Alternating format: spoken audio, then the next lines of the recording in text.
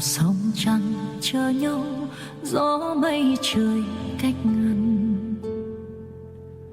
Đường ta đi vơi xa, nghìn trùng vẫn vương nợ duyên. Mùa mưa ngâu, nỗi đau hỏi em giờ đâu.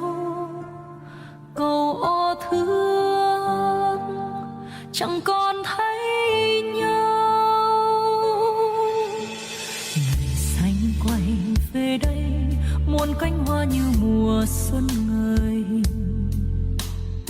Mà người đã rời xa, cuộc đời vắng em chẳng vui. Đời